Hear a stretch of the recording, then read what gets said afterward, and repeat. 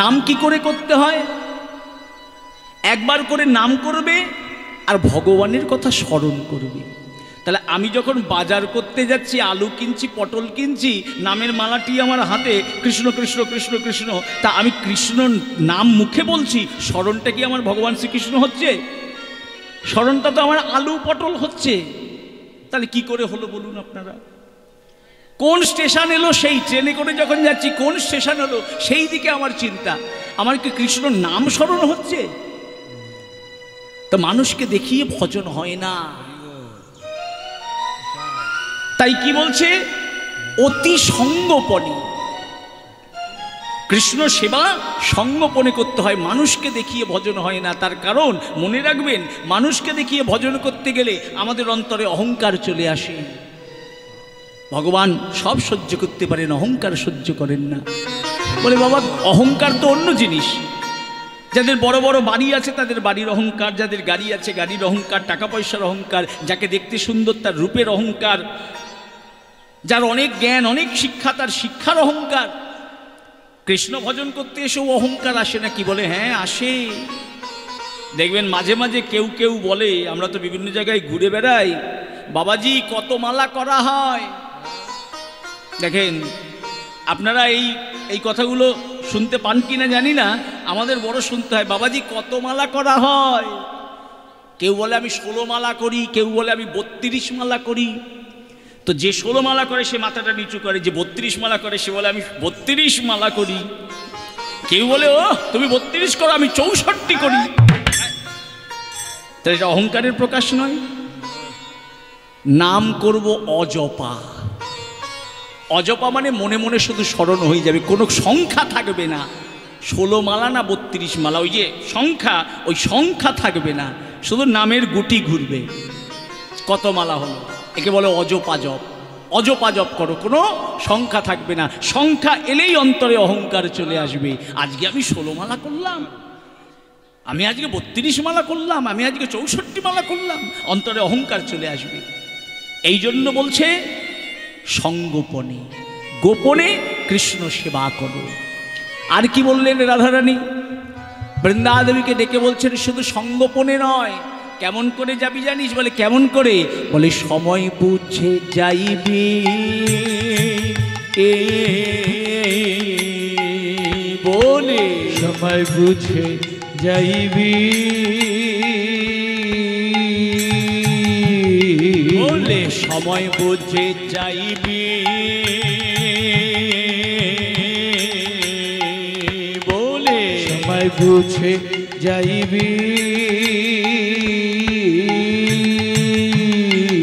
কপটে কথা কহিবি, সময় বুঝে যাইবি। কপটে কথা কহিবি, সময় বুঝে যাইবি। কপটে কথা কহিবি, সময় বুঝে যাইবি। কপটে কথা কহিবি, মানে বধু মিলাইবি। কপটে কথা ওর হরি হরি বধু মিলাইবি। কপটে কথা কহিবি, সময় বুঝে যাইবি।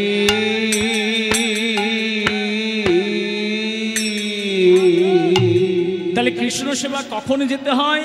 বলে সময় বুঝে যেতে হয়। হরি হরি বল। আগে দেখে নিবি আশেপাশে কেউ আছে কিনা, যদি কেউ না থাকে, যদি বধূ একা থাকে তবে যাবি, না হলে যাবি না। এই সময় বুঝে যেতে হবে, সময় জ্ঞানটা থাকতে হবে। আমাদেরকেও রাধারানী শিক্ষা দিলেন কৃষ্ণ সেবা সময় মতো করতে হবে। কোন সময় কৃষ্ণ সেবার জন্য আদর্শ? মহাজন বললেন বাল্যে কৃষ্ণ ভজে কৃষ্ণ পাওয়ার আসে, যৌবনে কৃষ্ণ ভজে কৃষ্ণ আসে কি না আসে, আর বার্ধক্যে কৃষ্ণ ভজে, বার্ধক্যে কৃষ্ণ ভজে জমের ও তরা আসে। একটা ছোট্ট শিশু, তার হাতে একটা গোবিন্দের শ্রীবিগ্রহ, একটা গোপালের শ্রীবিগ্রহ দিয়ে আপনি বলুন এটা তোমার ভাই, দেখবেন সে তাকে নিয়েই তার একটা পরিবেশ তৈরি করে ফেলেছে, একটা ভালোবাসার ক্ষেত্র তৈরি করে ফেলেছে। গোপালকে সব সময় কোলে নিয়ে ঘুরে বেড়াচ্ছে, নিজে স্নান করছে, গোপালকে স্নান করাচ্ছে, নিজে সেবা করছে, গোপালকে সেবা করাচ্ছে, নিজে ফুলমালা দিয়ে গোপালকে সাজাচ্ছে, গোপালের সঙ্গে বসে বসে কথা বলছে, নিজে একটা পরিবেশ তৈরি করে ফেলেছে। কিন্তু একটা পূর্ণ যুবককে বা যুবতীকে একটা গোপাল বিগ্রহ হাতে দিয়ে বলুন এটা তোমার ভাই, কি বলবে? কি বলেন এটা ভাই? এটা তো জড় পদার্থ, এই কথা বলতে পারে নাকি? এটা তো ধাতুর বিগ্রহ। আজকালকার দেখবেন, কি বলি এই সমস্ত বলতে ইচ্ছা করে না, থাক দরকার নেই, ওই প্রসঙ্গে যাব না। কি শুনবেন না? ওইসব বলতে ইচ্ছে করে না। হ্যাঁ, মানে ওই সমস্ত শুনলে মানে এরা, এই যে বিশেষ ব্যক্তিটার কথা আমি বলছি, আপনারা নিশ্চয়ই বুঝতে পারছেন, একে কীর্তনিয়া বলা উচিত না। ওর ওই সমস্ত কথা শুনলে ধর্মের প্রতি, ঈশ্বরের প্রতি বিশ্বাস পর্যন্ত উঠে যাবে। যেখানে শাস্ত্র নির্দেশ দিচ্ছে বিগ্রহই হচ্ছে সাক্ষাৎ শ্রী ভগবান, নাম হচ্ছে সাক্ষাৎ শ্রী ভগবান, সে নামের প্রতি বীতশ্রদ্ধ চলে আসবে, বিগ্রহের প্রতি বীতশ্রদ্ধ চলে আসবে। আসরে দাঁড়িয়ে বলছে ভগবানের জন্য আপনারা সুন্দর করে মন্দির বানান, ভগবানের জন্য রান্নাঘর বানান, তাহলে ভগবানের জন্য ওইটা বানান না কেন? আরে মূর্খ!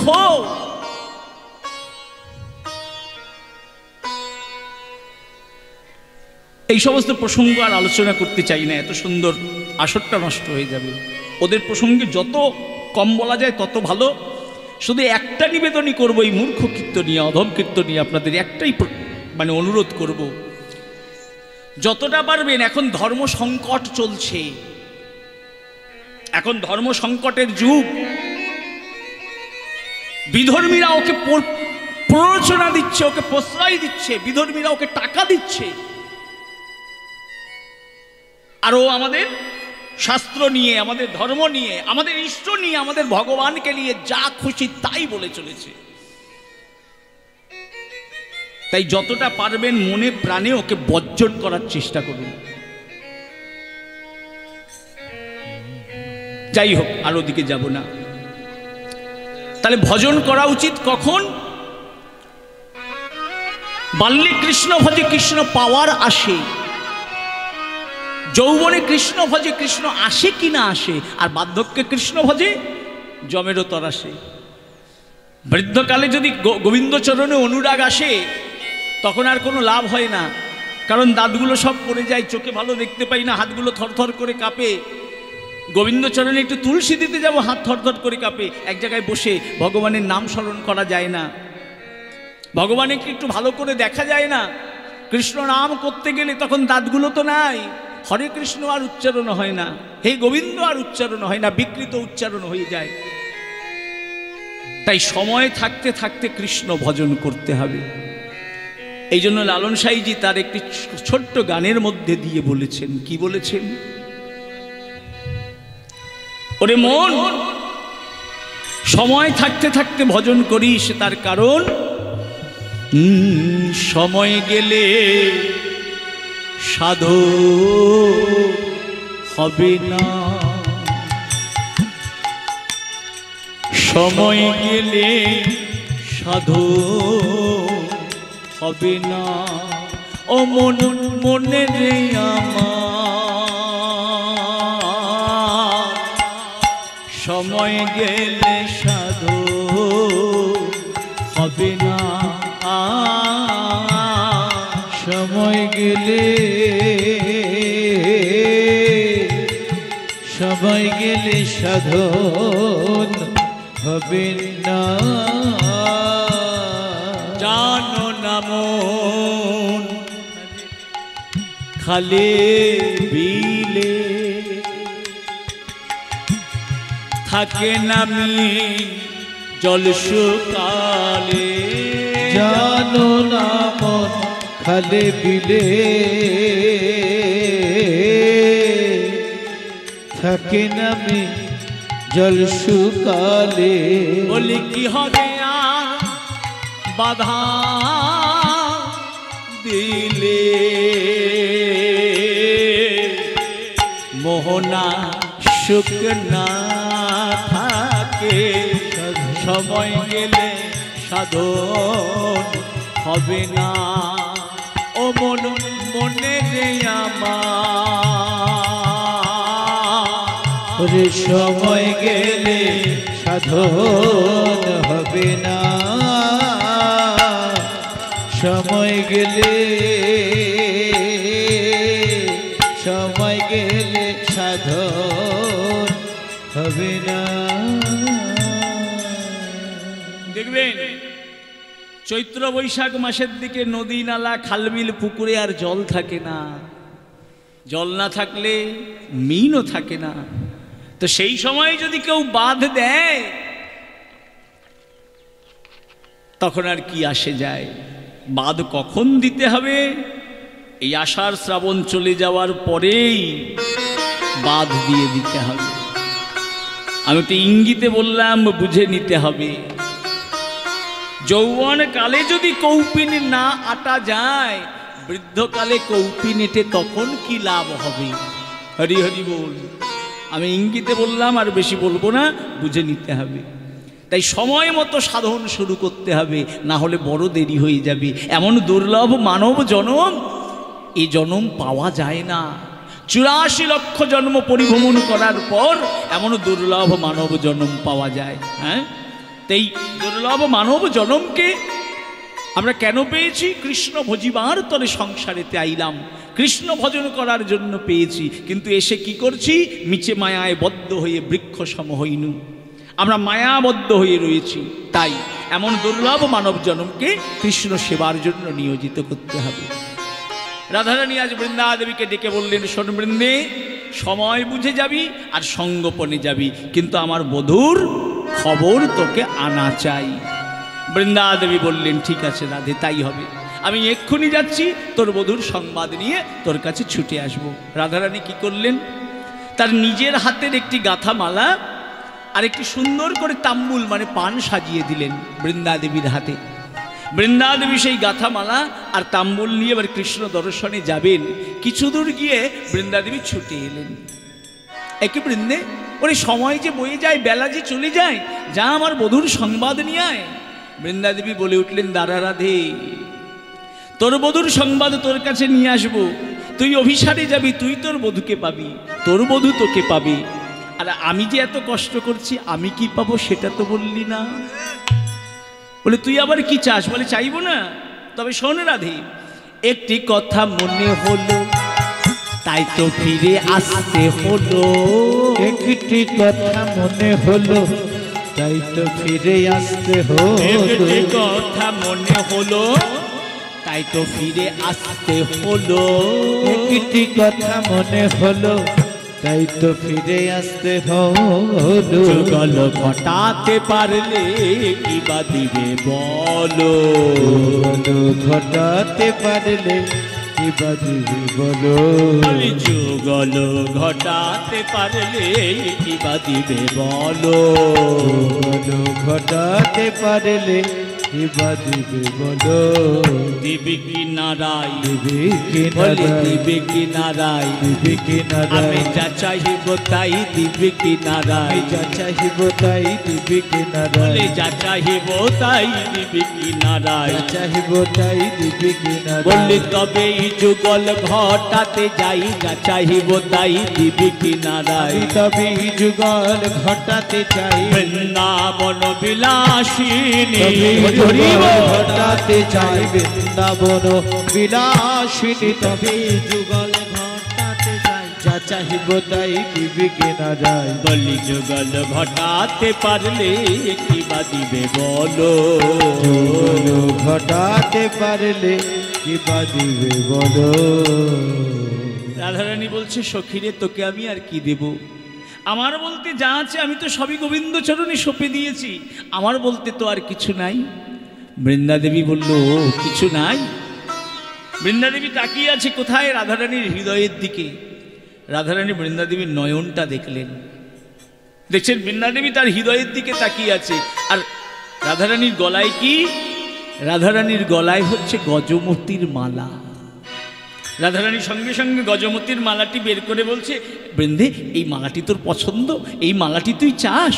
ওরে আমার প্রাণবধূর সংবাদ তুই এনে দিচ্ছিস একটি মালা কেন? আমার সিন্ধুক খুলে যত মালা আছে সব মালা আমি তোকে দিয়ে দেব। বৃন্দা দেবী বললেন, রাধে তুই আমায় এই বুঝলি? এই জাগতিক কামনা বাসনা নিয়ে আমি মত্ত হয়ে থাকবো না রাধে না। ওই গজমতী মালার তো যদি দিতেই আমায় হয় রাধে, তবে ওই গজমতী মালার গজও চাই না আর মালাও চাই না। গজমতী মালা, গজও চাই না মালাও চাই না, কি রইল বাকি? মতি। রাধে গো, দিতে যদি হয় তবে এই দে, যেন যুগল পদে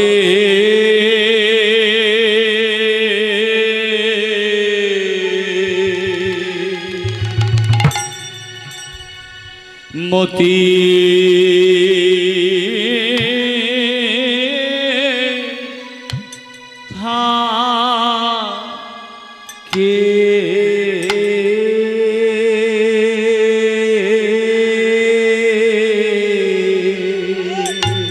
যেন যুগল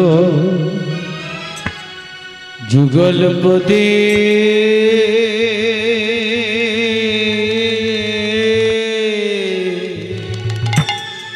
মতি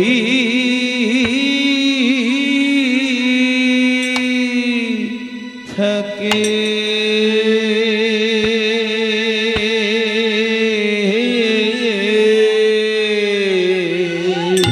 মলিয়ে জন্মে না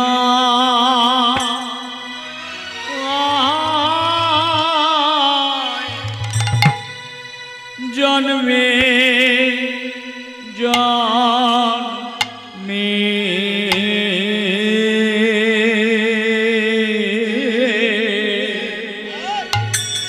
যেন যুগল পদে মতি থাকে।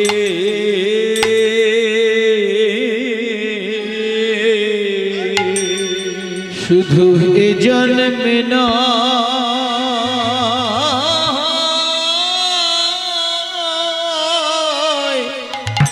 জন্মে জন্মে যেন কৃষ্ণ বলে কাঁদতে পারি, জন্মে নয় জন্মে জন্মে যেন কৃষ্ণ বলে কাঁদতে পারি। শুধু এ জন্মে নয় জন্মে জন্মে যেন যুগ সেবা করতে পারি। শুধু এ জন্মে নয় জন্মে জন্মে যেন যুগল সেবা করতে পারি। যেন নয়ন জলে ভাসতে পারি। এ জন্মে নয় জন্মে জন্মে যেন নয়ন জলে ভাসতে পারি। তোর চরণ সেবা করতে পারি। যেন নয়ন জলে ভাসতে পারি। যেন মুখে হরি বলতে পারি। যেন নয়ন জলে ভাসতে পারি। যেন মুখে হরি বলতে পারি। যেন নয়ন জলে ভাসতে পারি। যেন মুখে হরি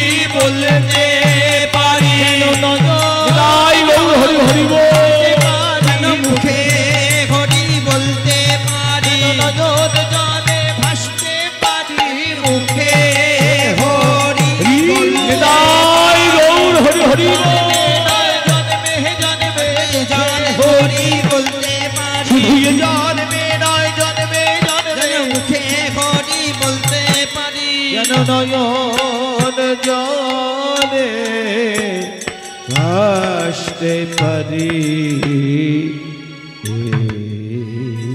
আজ আপনাদের প্রত্যেকের চরণে আমি এইটুকু কৃপা প্রার্থনা করি, আপনারা সকলে আমাকে অধম বলে, আমাকে নিজ সন্তান বলে এই আশীর্বাদটুকু করুন। এই জগতে যে যাই বলুক, যে যাই করুক না কেন, আমার মন যেন শ্রীকৃষ্ণ পাদ পদ্ম ছাড়া, গোবিন্দ পাদ পদ্ম ছাড়া আর আন কিছু না জানে। আমার মন, আমার মতি যেন সদা সর্বদা এমন করেই কৃষ্ণ নামানন্দে, কৃষ্ণ প্রেমানন্দে মেতে থাকে। গোবিন্দ বিনা যেন আর আন না জানি আমি, এই আশীর্বাদটুকু আপনারা আমায় করবেন। আজ বৃন্দা দেবী যখন বললেন, রাধে তোর চরণে এইটুকুই চাই যেন যুগল পদে মতি থাকে, তোদের যুগল চরণ ছাড়া আমায় করিস না। রাধারানী ছুটে এসে বৃন্দা দেবীর হাত ধরে বললেন, সখীরে ওরে তোকে আশীর্বাদ করি, শুধু এ জন্মে নয়, জন্মে জন্মে, এই যুগে নয়, যুগে যুগে আমাদের মধ্যাহ্নকালীন লীলার দূতি হয়ে তুই আমাদের যুগল মিলন করাবি। বৃন্দা দেবী বলে উঠলেন, এই না হলে আমার প্রেমময়ী রাধারানী। সঙ্গে সঙ্গে বৃন্দা দেবী রাধারানীর চরণধুলি মাথায় নিয়ে আজ নেচে নেচে চললেন কোথায়? গোবিন্দ দর্শনে। কেমন করে চলেছেন বৃন্দা দেবী? ভাবিষ্ট মহাজন এক পাশে দাঁড়িয়ে বর্ণনা করছেন। তুলসী চলে যায় ঝন ঝন নূপুর পায়, তুলসী চলে যায় ঝুন ঝুন নূপুর পায়, তুলসী চলে যায় ঝুন ঝুন নূপুর পায়, তুলসী চলে যায় ঝুন ঝুন নূপুর পায়। যায় রে দুতি আপন মনে, যায় রে দুতি আপন মনে, বলে যায় রে দুতি আপন মনে, যায় রে দুতি আপন মনে, যায় ঝুনুন পুরো পায়। চলে ব্রজবালা, ব্রজবালা আজ চলে ব্রজবালা, চলে ব্রজবালা লয়ে তাম্বুল মালা, চলে ব্রজবালা, লয়ে তাম্বুল মালা, কৃষ্ণ প্রেমে বিহবলা, হরি হরি কৃষ্ণ প্রেমে বিহবলা, কৃষ্ণ প্রেমে বিহবলা, কৃষ্ণ প্রেমে বিহবলা, তুলসী হরি হরি ঝুনুন পায়, তুলসী চলে যায় ঝুনুন পায়। বৃন্দা দেবী অপূর্ব বেশে সজ্জিত হয়ে রাধারানীর দেওয়া সেই তাম্বুল এবং রাধারানীর নিজের হাতে গাঁথা পুষ্পমালা লয়ে আজ বৃন্দা দেবী চলেছেন গোবিন্দ অভিসারে।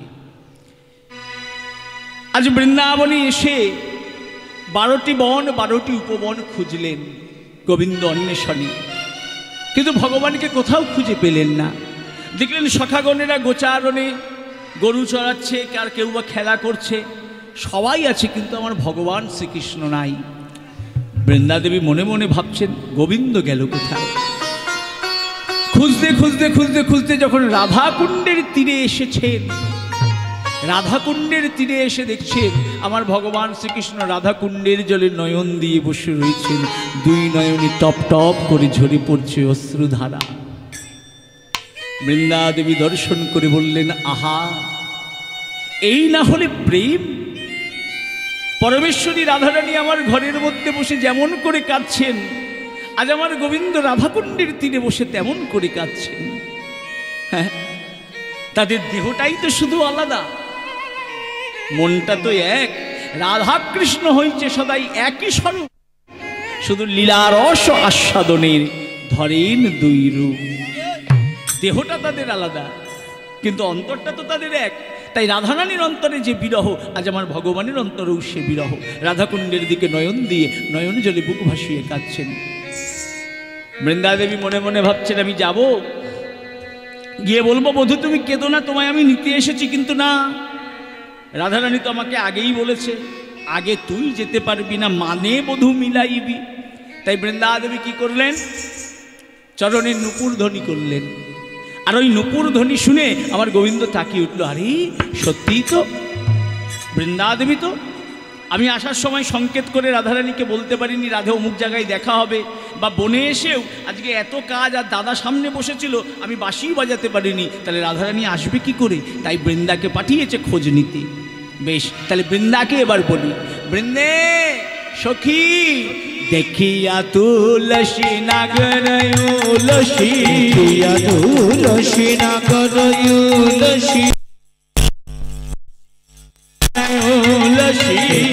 তুলসী নাগর উলসী, তুলসী রে করি দর্শন, তুলসী রে করি দর্শন, তুলসী রে করি দর্শন, তুলসী রে করি দর্শন। আজি আনন্দিত শ্যামেরি মনে তুলসী রে করি দর্শন, আনন্দিত শ্যামেরি মোহন, হাতে ইশারায় ডাকছে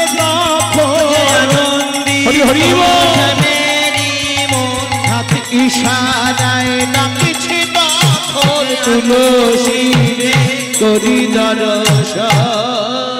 বৃন্দে এই যে আমি এদিকে এসো। তো যেই না গোবিন্দ ডেকেছে, তা রাধারানীর কথার মান রইল। রাধারানী আগে বলেছিল সে না ডাকলে তুই যাবি না, তাহলে আগে কে ডাকলেন? গোবিন্দ। তো বৃন্দাদেবী কি করলেন? সঙ্গে সঙ্গে গেলেন। কি হয়েছে বধূ, তুমি আমায় ডাকছো? হ্যাঁ হ্যাঁ, এইখানটায় বসো, আমার পাশটাতে বসো। দেখিয়া তুলসী নাগর উলসী, তুলসী নাগর উলসী, যতনে বসালেন কাছে, দেখিয়া তুলসী নাগর উলসী, যতনে বসালেন কাছে। রাধার কুশল কহিয়া সকল, রাধার কুশল কহিয়া সকল, আকুল কহিয়া সকল, আকুল কহিয়া সকল, রাধার গমন পুছে, আকুল কহিয়া সকল, রাধার গমন পুছে।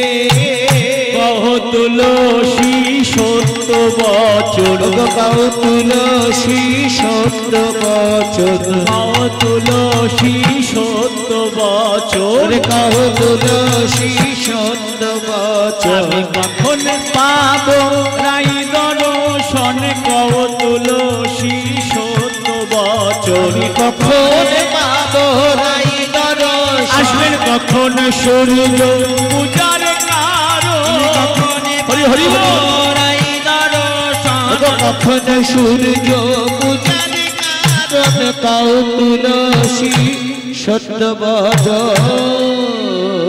বৃন্দে বৃন্দে তুমি এইখানটায় বসো। হ্যাঁ বসলাম শ্যাম, এবার বলো কি বলতে চাও?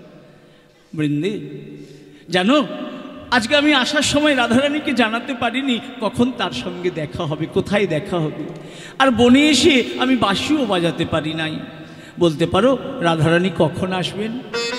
তো বৃন্দাদেবী মনে মনে ভাবছেন, বা বা বা বা, মনে মনে ভাবছেন বধূ আমি তো রাধারানীর খবর বলার জন্যই তো এলাম, তোমার খবর জানার জন্যই তো এলাম। কিন্তু আমরা সখী, আমরা দূতী, আমরা ব্রজগোপী, আমরা হলাম প্রেমের কারিগর। আমাদের কাজ কি? আমরা একবার ভাঙি আর একবার জুড়ি। আমরা রাধা গোবিন্দকে একবার সরিয়ে দেই, বিচ্ছেদ করে দেই, আবার আমাদেরই কি করি? আমরাই তাদের যুগল মিলন করাই। আমরা একবার ভাঙি একবার জুড়ি। হ্যাঁ, তো বৃন্দাদেবী মনে মনে ভাবছে একটু গোবিন্দের অন্তর বিরহ জ্বালাটাকে একটু উস্কে দেই। কি বললে? কখন পাবে রাই দর্শন? তো তুমি রাধারানীর দর্শন কখন পাবে তা আমি কি জানি? আমি কি রাধারানীর সংবাদ নিয়ে ঘুরে বেড়াই নাকি? যাকে দেখবো তাকেই বলবো এই জানো রাধারানী এমন আছে, রাধারানী এই করছে, রাধারানী সেই করছে। রাধারানী কি করছে তা আমার কি? আমায় কেন জিজ্ঞাসা করছো? গোবিন্দ বলছে, বৃন্দা তুমি এমন করে বলছো? আমি জানি তুমি রাধারানীর কাছ থেকেই এসেছো, কিন্তু তুমি আমার সঙ্গে কপটতা করছো। বলে তুমি জানো? বলে হ্যাঁ। কি করে জানলে? বলে কি করে জানলাম সেটা পরে হবে, তুমি বলবে না রাধারানী কখন আসবে, রাধারানী কি করছে। তবে শোনো কি করলেন গোবিন্দ, কি করলেন? বৃন্দাদেবীর হাতটাকে মাথার মধ্যে নিয়ে সঙ্গে সঙ্গে বলে উঠলেন, অধনি চতুরি না করো চাতুরি, অধনি চতুরি না করো চাতুরি, অধনি চতুরি না করো চাতুরি, চতুরি না করো চাতুরি, আমার সপতিত্ব। অধনি চতুরি না করো চাতুরি, আমারও সপতিত। রাধার কুশল কহিয়া সকল, রাধার কুশল কহিয়া সকল, রাধার কুশল কহিয়া সকল, রাধার কুশল কহিয়া সকল, শীতল করহ মন। রাধার কুশল কহিয়া সকল, শীতল করহ মন। আমার মাথার দিব্যি রইল, আমার মাথার দিব্যি রইল, আমার মাথার দিব্যি রইল, ওরে আমার মাথার দিব্যি রইল। বলো সত্য করে বলো, আমার মাথার দিব্যি রইল। বলো সত্য করে বলো, বলো না আর কোনো ছলো, বলো সদাই গৌর হরি হরি বলো, করো না আর কোনো ছালো, আমার মাথার দিব্যি রইল। এই আমি মাথার দিব্যি দিলাম, হাতটা মাথায় তুলে দিয়েছি। এবার বলো রাধারানী কখন আসবে? এখন গোবিন্দের মাথায় হাত দিয়ে কি আর বলা যায়? যদিও ব্রজগোপীরা মিথ্যে কথা বলেন না, হ্যাঁ সত্য গোপন করার চেষ্টা করছিলেন যে আমি কি জানি। এখন গোবিন্দের মাথায় হাত দিতে আর বলা যাবে না আমি কি জানি। সঙ্গে সঙ্গে বলে উঠলেন, আসবেন গো আসবেন। রাধারানী তো আমাকে তোমার কাছে পাঠিয়েছে তোমার সংবাদ জানার জন্য। তুমি বলো তুমি কোথায় থাকবে, রাধারানী কোথায় তোমার সঙ্গে সাক্ষাৎ করবেন? সঙ্গে সঙ্গে গোবিন্দ বলে উঠলেন, বৃন্দে তুমি রাধারানীকে গিয়ে বলো আমি তার জন্য কামকেলি সুখদা কুঞ্জ অপেক্ষা করব, সে যেন সেখানে আমার সঙ্গে মিলিত হয়। বৃন্দাদেবী এই কথা শোনা মাত্র আজ ছুটে চললেন রাধারানীর কাছে, আর গোবিন্দও চললেন কামকেলি সুখদা কুঞ্জে। কিন্তু প্রশ্ন জাগলো অন্তরে, বৃন্দাদেবী যে রাধারানীর কাছ থেকেই এসেছেন সেটা আমার গোবিন্দ কি করে বুঝলেন? বলে গোবিন্দ দেখতে পেয়েছেন বৃন্দাদেবীর হাতে রয়েছে তাম্বুল। তাম্বুল মানে পান। আগেকার দিনে পান কিসে ব্যবহার করা হতো? আগেকার দিনে যখন নিমন্ত্রণ